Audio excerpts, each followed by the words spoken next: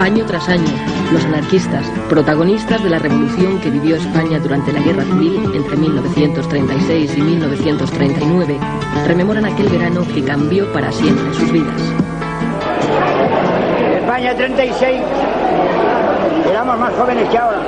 Y cuando piensas que un pueblo sin historia no es un pueblo, no es nada, y esto te tira de culos, Hicieron todos los posibles para desprestigiar a la revolución y para borrarla.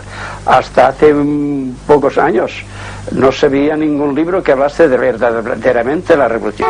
El anarquismo, que aparece como una propuesta del socialismo utópico para luchar contra la injusticia social, ha ido calando a lo largo de 100 años en las clases más desfavorecidas del país.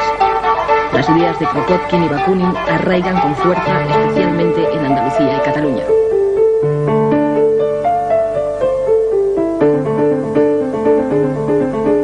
En 1840 nace en Barcelona la primera sociedad obrera y 30 años más tarde la Organización de los Trabajadores Españoles es ya un ejemplo para el resto de Europa.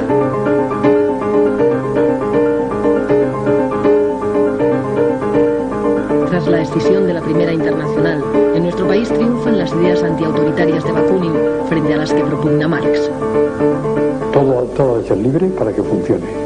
Esa es la gran disyuntiva que hubo entre Marx y Bakunin. Marx era autoritario y Bakunin no. Para los anarquistas, es el pueblo el que ha de adquirir una conciencia revolucionaria, conociendo primero la realidad para poder cambiarla.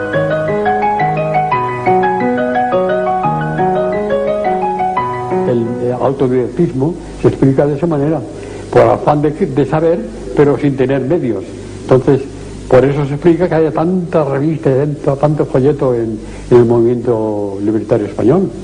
Todos los pueblos había una revista o se hacía un folleto o se hacía un boletín. Es el prodigio que no se explica casi nadie. Soledad Gustavo y Joan Montseny, de sobrenombre Federico Urales, son los creadores a finales del siglo XIX de Tierra y Libertad y la Revista Blanca, que llegará a tener 12.000 ejemplares de tirada. La obra de Proudhon, divulgada por Pi Margall, presidente de la Primera República, introduce en nuestro país el concepto de federalismo, principio que adoptarán en el futuro las organizaciones anarquistas españolas. Anselmo Lorenzo, con el proletariado militante, propone ideas revolucionarias para la emancipación de la clase trabajadora en una futura sociedad basada en la libertad, la solidaridad y la ausencia de todo autoritarismo.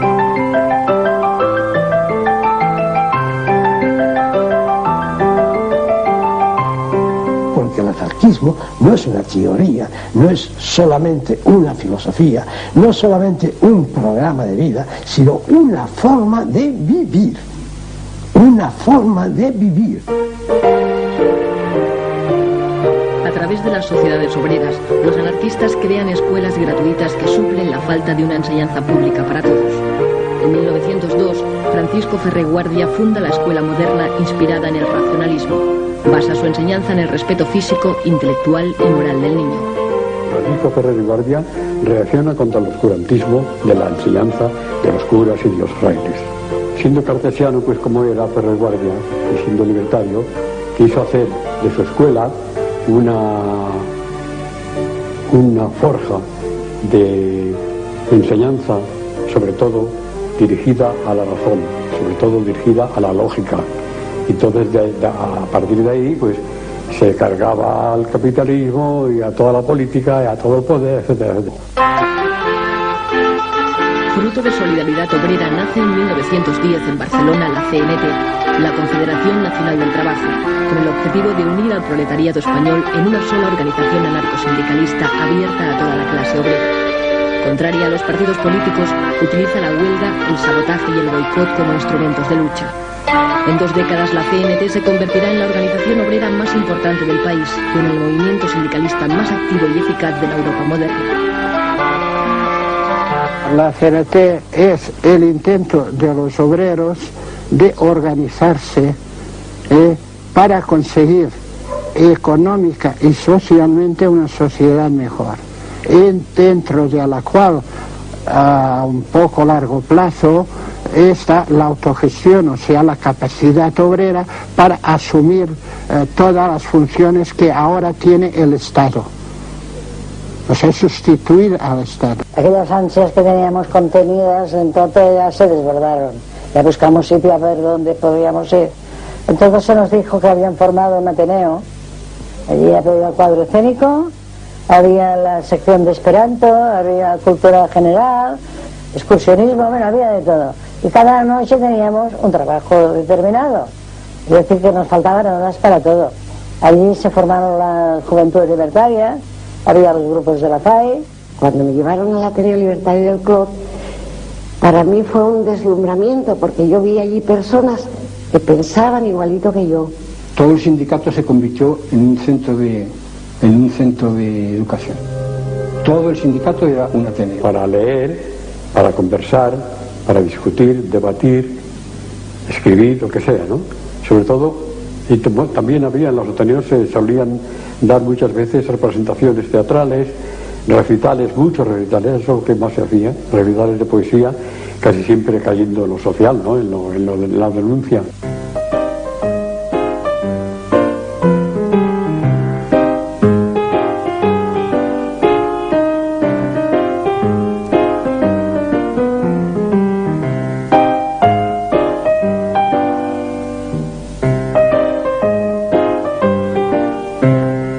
Fue un gran éxito todas las publicaciones anarquistas de España. Llegamos a tener estrictamente del anarquismo más de 70 publicaciones. Cuando se reunían tres anarquistas, coño, se hacía un periódico. Que si El Cantero, que si La Voz de la Tierra. Entonces se inauguraron las paradas en la Rambla, que no se había hecho, que fue un éxito, yo me acuerdo, un entusiasmo. No teníamos manos para vender, no teníamos manos, todo, el aborto legal, las 12 pruebas de la inexistencia de Dios, dinamita cerebral, voceando todos los periódicos y así de gente comprando, porque no nos habían dejado hasta entonces hacerlo. Debía tener 10 años, toda Barcelona voceando Tierra y Libertad. Tierra y Libertad, órgano de la Federación Anarquista Ibérica. Pues eso, fue un núcleo de reunión formidable, donde sobre todo la de prensa, de la gente exponía así sus ideas, y fue un centro de conexión de mucha gente, Tierra y Libertad. Se estaba haciendo una revolución mental extraordinaria. Tierra y Libertad pasó de unos 4.000 ejemplares cuando la cogió mi padre a 20.000 en 1934 y 35. La novela ideal, creada por la familia Urales, padres de Federica Montseny, pretende divulgar las ideas éticas del anarquismo mediante una escritura fácil. La novela ideal hacía una gran labor en la juventud, ¿sabes? Había temas muy interesantes y religiosos también, sobre todo porque la religión en la época en España ha tenido siempre mucho dominio, pues también se buscaban temas en ese sentido, para combatir la religión. Fundada en Alcoy en 1923, Generación Consciente inicia a sus lectores en la sexualidad y la salud. Años más tarde, con el nombre de Estudios, alcanzará los 70.000 ejemplares de tirada. Y esa revista, habían muchas veces artículos que hablaban de estas cosas. Y claro, eso pues a mí pues, me iba llenando, ¿no? A mí me iba... También en 1910, en el periódico creamos dos grandes figuras. Uno se llama Vicente García, otro se llama Quirino Gómez. El primero es más antiguo en el tiempo. En él digamos que confluyen, de hecho es el autor, creador, redactor, editor, escritor de los periódicos de la época. El Combate de San Sebastián de Bilbao. Regentó una escuela racionalista en la parte de Sestao. Tuvo que marcharse por el ambiente contrario, 1900 a Londres. Las persecuciones de la época. La segunda, Quirino Gómez, es ya algo más posterior. En su gran lugar de actividad es Baracaldo. Es el padre del látigo de Baracaldo, motor hacia 1912 de la primera Federación Regional Anarquista. Fue en Albarcón, que la patria es el último refugio de los infames y que la única patria es el universo. Por ejemplo, en Irún hay una escuela moderna, 1909, que hasta publicó una revista País Vasco, en Andalucía, en Levante, en todos los sitios, docenas y docenas de anarquistas, digamos, que se consideran con cierta cultura, que van de pueblo en pueblo, creando escuelas. Cogen a 8 compañeros, sus hijos, y les dan clase. Ellos pensaban que la naturaleza pues era fundamentalmente buena, y que un problema de la actual sociedad era que se habían alejado de ella. El pueblo vivía en condiciones infrahumanas, con unos pisos sin ventilación, sin luz, rodeados de porquería, sin ningún servicio sanitario, la raza de los pobres, y que había que mejorar eso, y que era acercándose a la naturaleza como esto se podía lograr. Era tanto para ellos como que sanitariamente era bueno, como que también implicaba un salto revolucionario, volver a lo natural. Fines de semana había charlas, había de todo, del nudismo, todo. O sea, decía una vida, pues, la que nosotros aspirábamos, se podía vivir así, y lo vivíamos. Y aquí, pues cuando solíamos estar en el grupo, pues bajaba un regato de agua y teníamos como una cascada, y luego abajo pues como una piscinita, y luego todo con bancos hechos con troncos de madera, una cosa rústica. El esperanto como algo que favorecía el cosmopolitismo, el carácter universal, que no había patrias, que el mundo era único, un mundo único, un idioma único. Un compañero nos dejó una habitación y ya formamos un ateneo. Y empezábamos ya al esperanto. Ten en cuenta que era un idioma racionalista, creado por una persona. En ese sentido, aún parecía atractivo. Cualquier sociedad anarquista, pues siempre había clases de esperanto. Sindicatos había en Bilbao, que ya te digo, estaríamos unos 600 y pico. Estaba Baracaldo, que habría de 200 por lo menos. Luego estaba Sestao, o sea, en todas las margen de la ría había sindicato. Y luego estaba Gallarta. En Gallarta también había sindicato. Y había bastantes compañeros.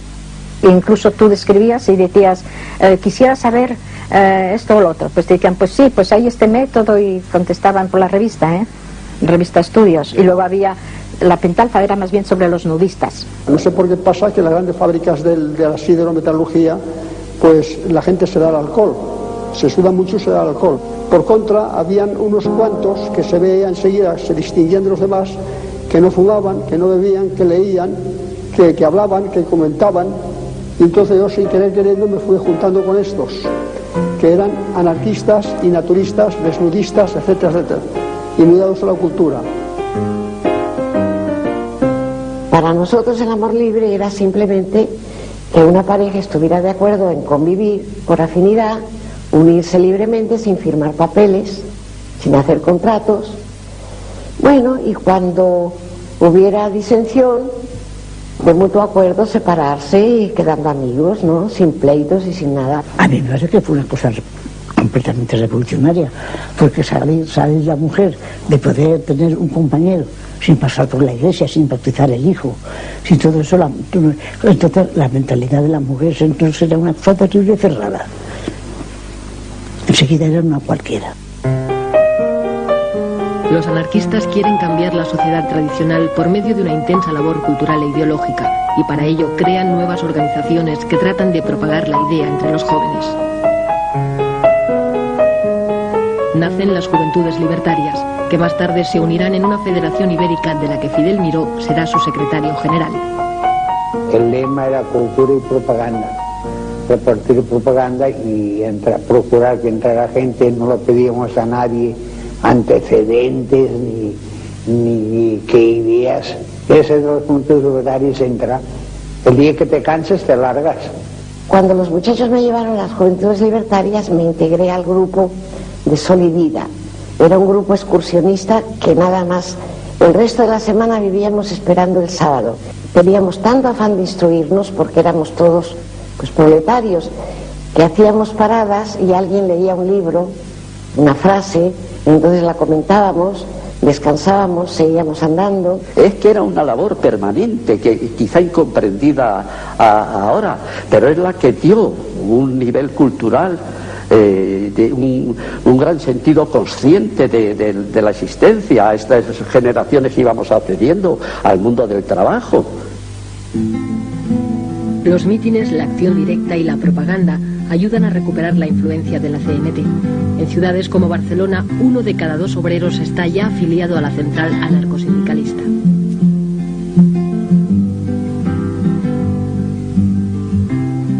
En autogestión, en una serie de actividades, colectividades, que sea lo que nosotros habíamos pretendido, formar, darle forma y ética a lo que tenía que ser nuestra sociedad, nuestra futura sociedad.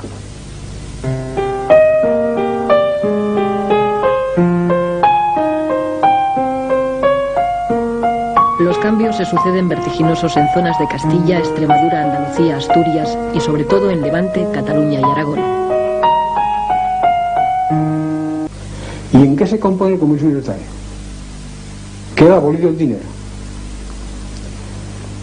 Se va a expropiar a todo propietario, izquierdista o de derechas.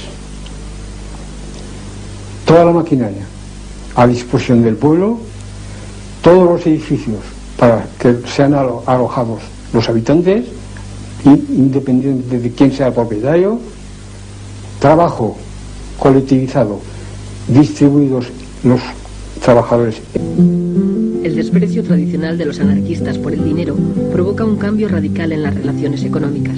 Se crean monedas locales, vales, y en muchos lugares se llega a la total abolición del dinero. Allí desapareció el dinero. O sea, se hizo el montón que se llamaba de Cropoquín. Allí los alimentos se adquirían por vales y por las cartillas de racionamiento que se hicieron. Me asignó el cargo de delegado Abastos. Delegado Abastos, pues creo que eso ya se comprende. Pues hicimos cargo de todas las mercancías que teníamos y además un pueblo que no da trigo, pues veníamos a Levante y lo cambiamos por azúcar. Pues teníamos una fábrica de azúcar, pues había una cosecha ya. Y de allí nos llevábamos chocolate y cosas, intercambios. Y ya con el carbón ya se traían mercancías de calzado, de vestidos, todo eso para el pueblo, y ya se traían de afuera. Se nombraba cada pueblo una delegación representativa de cada pueblo, y allí se construyó en Benicarló, digamos, la Federación de Colectividades. Tras la expropiación espontánea de tierras y fábricas, bajo la organización de la Central Anarcosindicalista, Alcoy se convierte en un ejemplo de autogestión obrera con las industrias colectivizadas en su totalidad. Se crea el CLUEA, el Consejo Levantino Unificado de la Exportación de Agrios, encargado de coordinar directamente desde las colectividades la venta al extranjero. Muy pronto este organismo, nacido de la Revolución, topará con las reticencias del gobierno central, que comienza a apoyar a las cooperativas comunistas. Y en el extranjero ya teníamos, en París, en Bruselas, en Holanda, en fin, todas esas cosas, pero que yo funcionó perfectamente y cada vez mejor, cada vez mejor.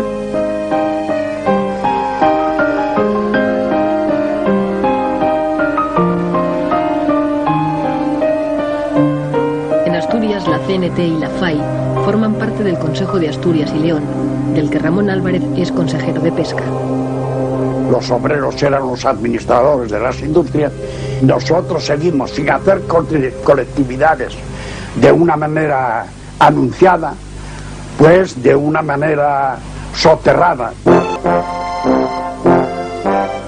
Aquí en la región, que fue el centro, digamos, mayoritario de las colectividades, con su consejo en Caspe y todo eso, en Levante hubo colectividades, en Andalucía hubo colectividades, en Castilla hubo colectividades por todo, pero tan homogéneo como en Aragón no la hubo en ninguna parte.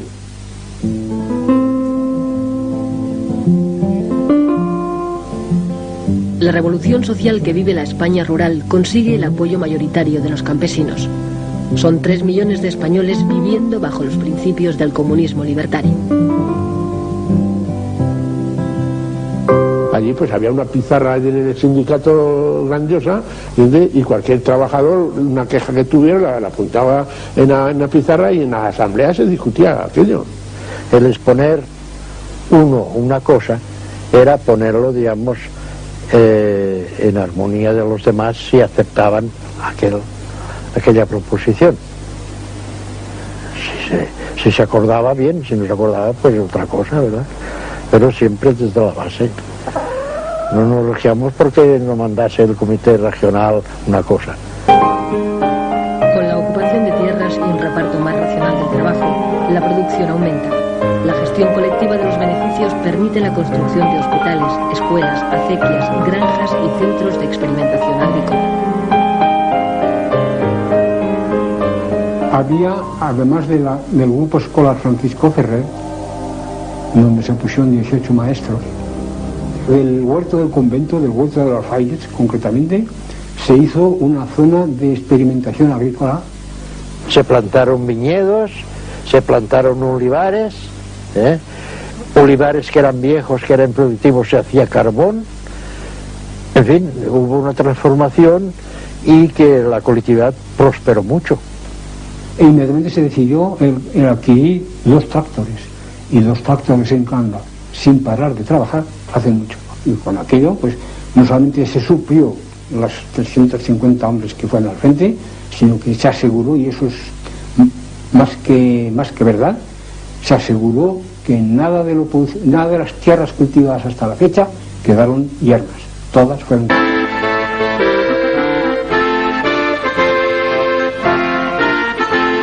es el centro neurálgico de la revolución en la España urbana. Con la CNT y la FAI al frente del Comité de Milicias Antifascistas, Cataluña vive una de las transformaciones más radicales de su historia, que afecta a todos los aspectos de la vida política, social y económica. El 80% de las empresas se han colectivizado y todos los servicios están autogestionados por los propios trabajadores. Estos cambios serán legalizados por la Generalitat en octubre de 1936. No hubo problema alguno en quién iba a dirigir, quién había de ser el dirigido, ni nada de eso, porque ya formados sindicalmente en la CNT, ya había unos valores establecidos, unas personas que habían demostrado responsabilidad y buen hacer. Yo fui uno de los nombrados a la colectividad del Gran Metro, y estando en el metro, en la colectividad, es cuando hubo una reunión general del transporte y me nombraron secretario, y ahí empezó. Y yo era albañil que conocía poco el transporte, pero nos poníamos al corriente pronto de eso. ¿Qué circunstancias? Los anarquistas podían hacerse los dueños de Barcelona y de Cataluña y no quisieron hacerlo. Y entonces vino la colaboración entre unos y otros. Y entonces, como los más fuertes éramos nosotros, la cuestión de enseñanza, pues se buscó a uno de los nuestros, al profesor Puig de Elías, y él se ocupó de redactar con otros y demás, pero siempre dirigido por él, la Constitución del Cero. El Consejo de la Escuela Nueva Unificada nace con el objetivo de promover una escuela única, gratuita y laica en lengua catalana. La revolución crea también servicios de asistencia y provisión inexistentes hasta entonces, que cubren gratuitamente la sanidad, las bajas temporales de la invalidez y la jubilación. Se lucha contra el paro aumentando los puestos de trabajo o contratando nuevos trabajadores, aunque no sean necesarios, para repartir el trabajo entre todos. Las pequeñas empresas y talleres se agrupan, se unifican compañías eléctricas. El entramado es complejo, pero implica a todos. Nos sentíamos involucrados y luego, claro, nos daba un protagonismo y una responsabilidad que asumimos, diría yo, muy a gusto. En las asambleas lo que se discutía, no tú que serás, yo que seré, sino cómo mejorar la producción, cómo el trabajo organizarlo mejor, cómo quitar intermediario entre una acción y otra, porque claro, una fábrica es compleja. tienes que ser consciente de que trabajas para ti, entonces, que ya no mantienes a ningún patrón, aún trabajas con más anhelo. Elizalde, Ford, General Motors, Cross, Pirelli o Canchironi. Los trabajadores reconvierten de manera asombrosa en solo 7 semanas empresas civiles en fábrica de cano. Cada militante se consideraba defensor como un Don Quijote de esa utopía, de esa forma de operar, de esa forma de conducirse éticamente en la sociedad sin necesidad de que viniese el gendarme de turno. O sea, la autogestión yo creo que es la asignatura pendiente aún ahora, porque aquí en un momento se demostró que, mira, hay el más ilustrado y el menos, hay el memo y el listillo, pero todos tienen algo, todo ser humano tiene algo a aportar. Casi todo el mundo dice que es una utopía, ¿no? Es la única cosa que podría salvar el mundo, la anarquía. Es lo más bonito que hay. Cada cual, trabajar todo el mundo, ni amos ni patrones. Y cada cual hacer lo que tiene en su cabeza. Es que todo el mundo tiene algo adentro. Con la mayoría de hombres en el frente, son las mujeres las que ocupan los puestos de trabajo. Ellas tienen ahora la ocasión de hacer su propia revolución.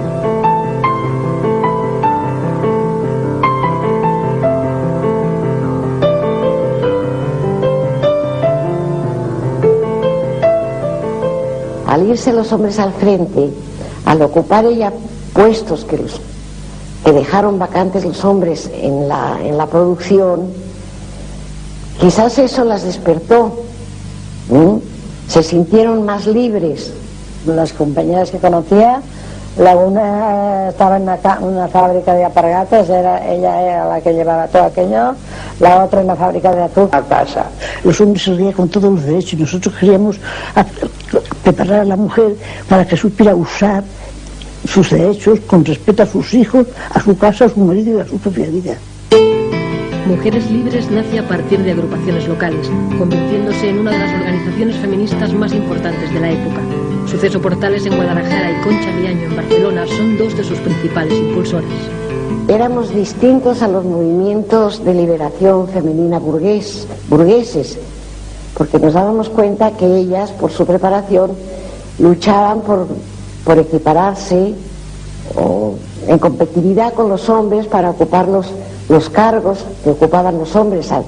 Pero nosotras nos dirigíamos a la mujer proletaria, a la obrera, a la que no tenía instrucción, que salieran de ese servilismo, que salieran de esa sumisión, en el trabajo, en el hogar, que se consideraran personas adultas. Y ahí fue donde tuvimos que hacer mayor énfasis, y en crear escuelas donde la mujer se capacitara, no solamente para leer y escribir. Me parece que yo no te podría decirlo, cientos y cientos de mujeres analfabetas que convertimos a que supieran leer y escribir. Así que cuando formábamos una agrupación, lo primero que se hacía era la escuela. A las mujeres las educábamos sexualmente con clases. Teníamos clases especiales y mujeres que las educaban y iban a los hospitales a hacer prácticas inclusive. Hicimos una serie de folletos a este respecto, y con respecto a la relación del hombre y la mujer que enviamos al frente, hicimos por lo menos miles y miles de folletos, unos folletitos pequeños. Los anarquistas promueven cambios sociales. La CNT, Confederación Nacional del Trabajo. El sindicato anarcosindicalista, al inicio de los acontecimientos revolucionarios del 36, unía a 1 millón de trabajadores. La CNT, con sus militantes, se adueña de las calles y de los cuarteles. El pueblo de Barcelona no se contenta con haber derrotado a los militares. Los explotados, conscientes de su fuerza y de sus intereses, quieren la revolución social. Los obreros armados se adueñan de las fábricas. Las iniciativas de carácter obrero se multiplican por doquier, resolviendo por su cuenta los más urgentes problemas de aprovisionamiento y de comunicaciones.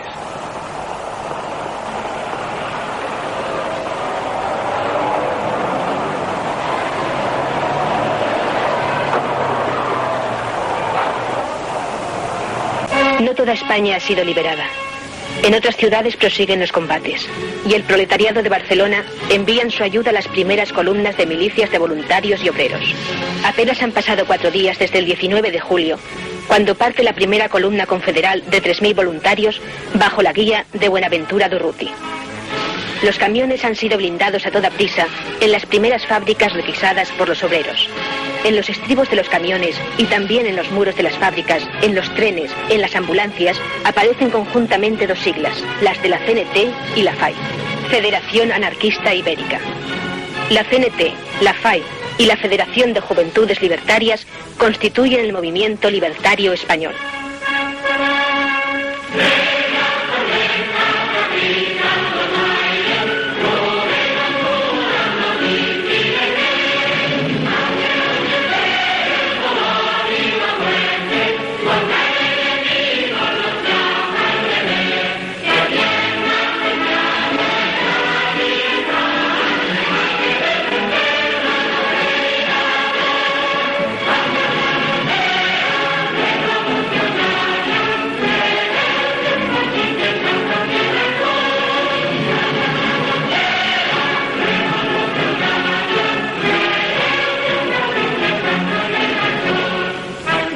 En el cuartel de Pedralbes, rebautizado Miguel Bacunín, se entregan los primeros medios blindados para la columna Durruti. En un clima de júbilo atestan las calles los voluntarios. El enrolamiento se efectúa con gran sencillez en la plaza de Cataluña. Pueden hacerlo todos aquellos que posean un arma. La respuesta a la llamada hecha por el comité de milicias es tan masiva que la mayor parte debe renunciar a la partida por falta de medios de transporte. Todos los medios de transporte son requisados, ya sea por exigencias de guerra, ya sea para la reorganización de los transportes públicos de la ciudad, que pronto comienzan a funcionar autogestionados por los trabajadores.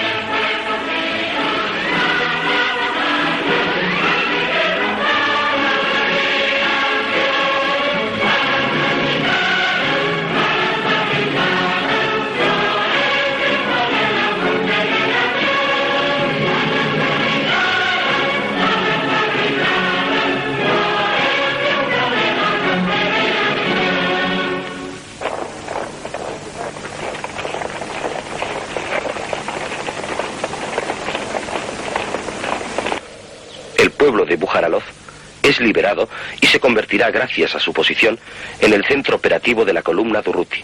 La columna se organiza en grupos, luego en centurias y estas en agrupaciones. No hay oficiales ni suboficiales, sino delegados electos. A las familias de los milicianos se les entrega el salario por parte de los compañeros de trabajo que permanecen en Barcelona, autogestionando las fábricas. Los milicianos son bien acogidos por la población. Un orador de la milicia les explica que la tierra es de quien la trabaja, que la milicia protege a los trabajadores y prohíbe la explotación del hombre por el hombre. La tierra será trabajada de forma colectiva o individual, según la libre decisión de cada uno. Con el avance de las columnas, avanza también la revolución en el campo. El abastecimiento es proporcionado a la milicia directamente por los campesinos. En el transcurso de pocos meses, gran parte de los campos de Aragón, Levante y Cataluña serán trabajados en un régimen colectivista espontáneo. Casi 3 millones de campesinos se organizan en 1.700 colectividades autogestionadas, según criterios igualitarios, sin patronos ni burócratas. Un enorme experimento popular de comunismo libertario.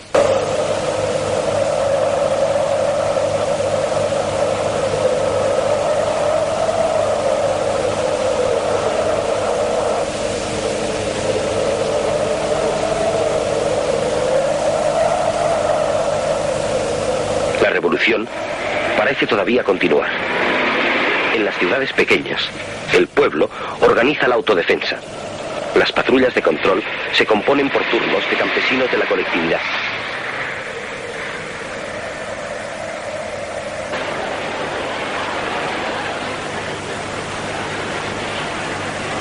Durruti discute sus planes para el avance.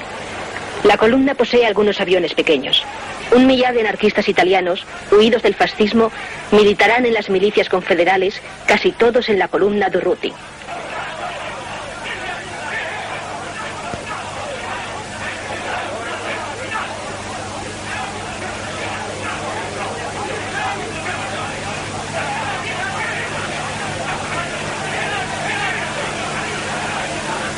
En Barcelona, la CNT transmite a través de la radio llamadas inflamadas a los trabajadores de todo el mundo.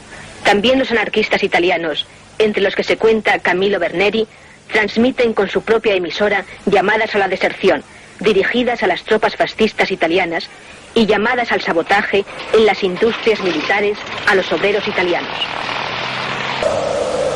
Pero, ¿qué significa comunismo libertario? ¿Qué querían los proletarios españoles?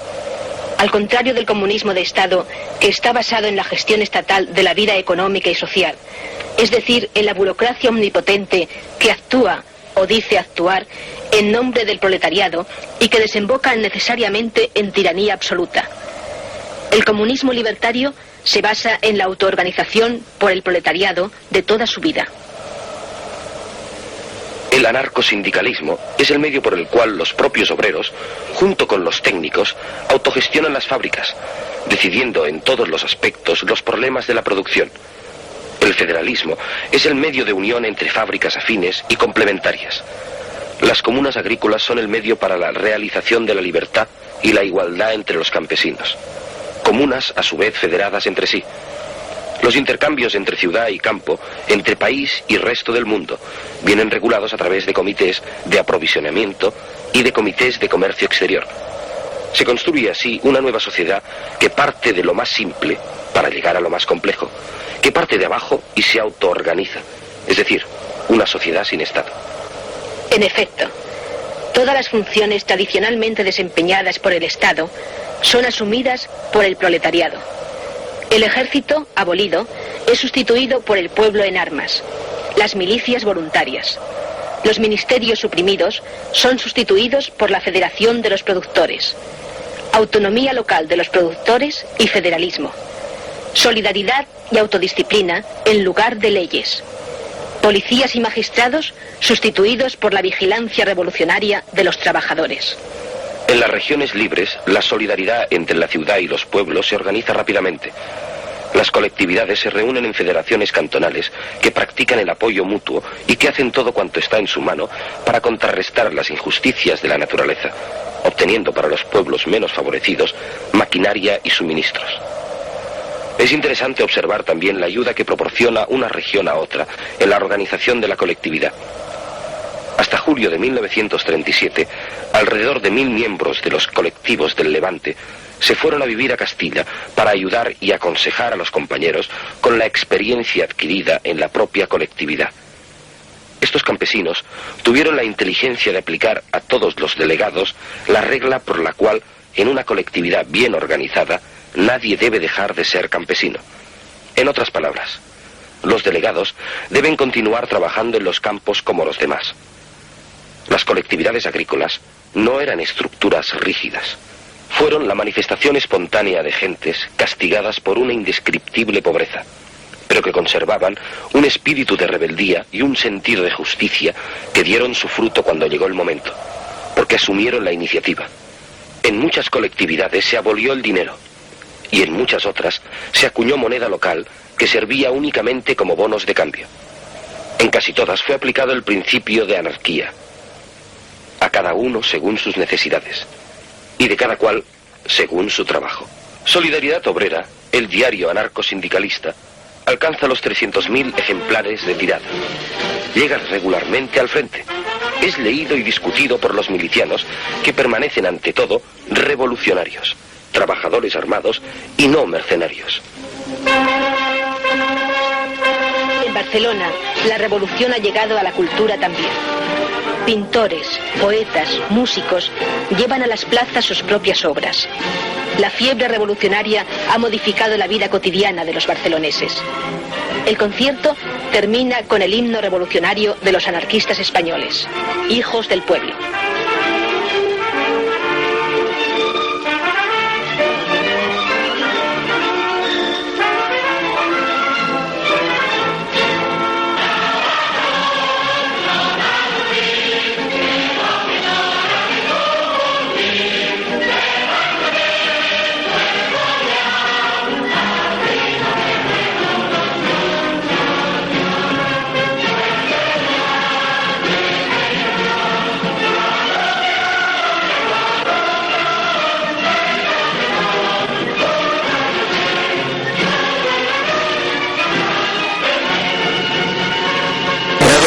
los muros de ese vasto edificio, el Comité Central de Abasto, compuesto por hombres que tienen alma y nervios de pueblo, ordenan el abastecimiento de la ciudad y del frente. Las avenidas urbanas rebosan de tráfico y son muestra gallarda de cómo el proletariado ha incaucado la vida de la ciudad.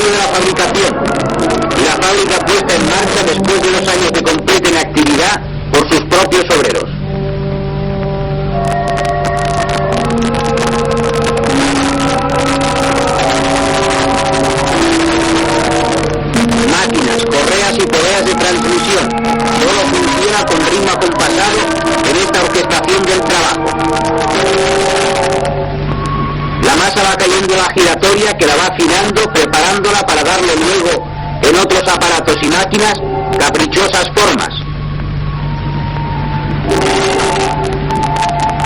En esta otra giratoria pequeña toma la graciosa forma de tirabuzones.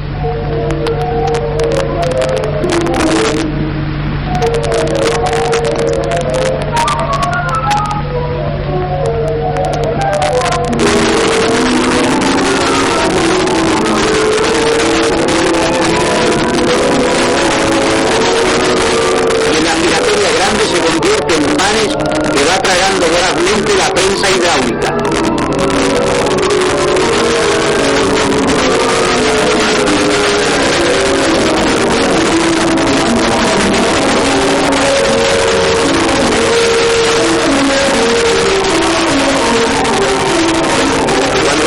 De masa han pasado por la larga garganta de la prensa hidráulica, cae por la parte interior de la misma, convertida ya en macarrones.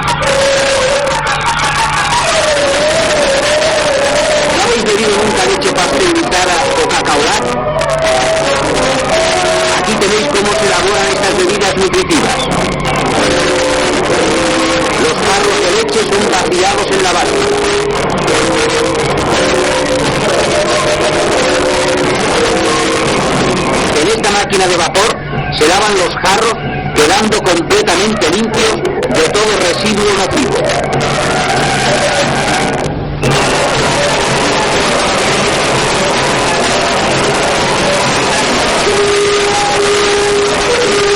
La misma operación se efectúa con las botellas que han de contener el blanco líquido.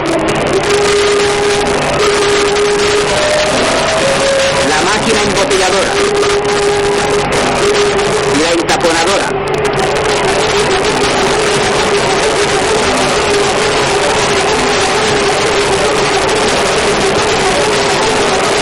el autoclave contiene centenares de botellas sometidas para su conservación a una temperatura conveniente.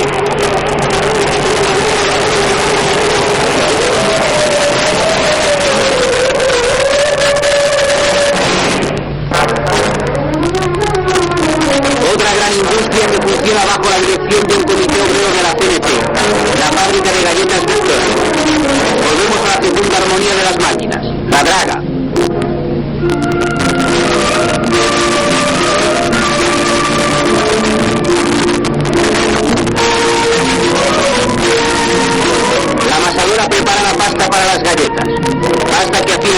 máquina sumada al soberano concierto del trabajo. Otras grandes máquinas que realizan distintas operaciones de la elaboración de la galleta contribuyen a esta grandiosa melodía. Dinamismo, vitalidad de acero. Eso cantan volantes, ruedecillas y poleas.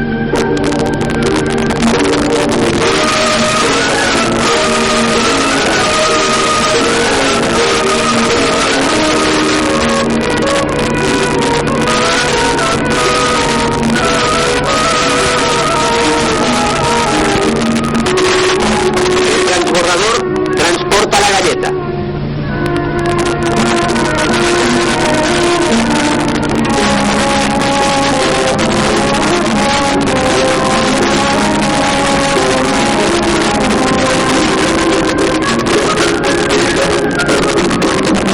La máquina que hace los paquetes de las galletas destinadas exclusivamente a los milicianos. Las fundas de los paquetes pueden leerse el nombre dado a estas galletas especiales y allá en el frente de batalla saborearán nuestros valientes milicianos. Esta bandera confeccionada por un grupo de obreras de los talleres Calasanz es un símbolo. Aquí, como en otros talleres, se confeccionan monos para los trabajadores del frente y de la retaguardia.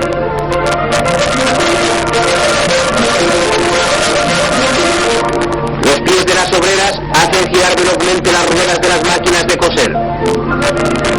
Las máquinas giran y giran sin cesar en una labor febril que es el tributo que la retaguardia rinde a los que luchan heroicamente en el frente.